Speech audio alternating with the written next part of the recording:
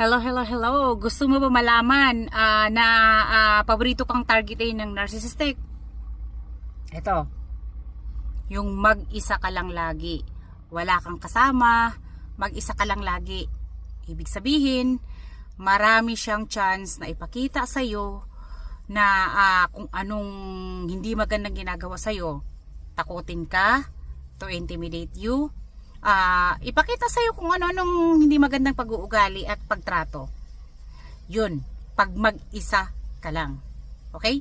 At pag mag-isa ka lang, mas malaki ang chance na ipakita niya sa iyo kung paano kanya itrato, abusuhin sa mga behavior niya. Okay? Yun, mas marami siyang chance ipakita sa iyo ang hindi maganda niyang pag-uugali against you. At alam mo ba, doon kanya niya magagaslight. Kasi malakas ang ulob niya gawin yun.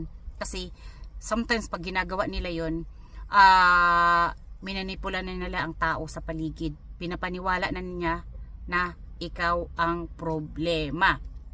Okay? Before niya gawin to, na pagpapakita sa'yo at i-mistreat ka, abuse ka, kinalkula na niya ang lahat, calculated na niya ang lahat. So siniraan ka na sa lahat, pinaniwala niya na ang lahat na ikaw ang problema. Kaya malakas ang loob niya ipakita sa iyo at tratuhin ka na hindi tama pag ikaw lang mag-isa. Okay?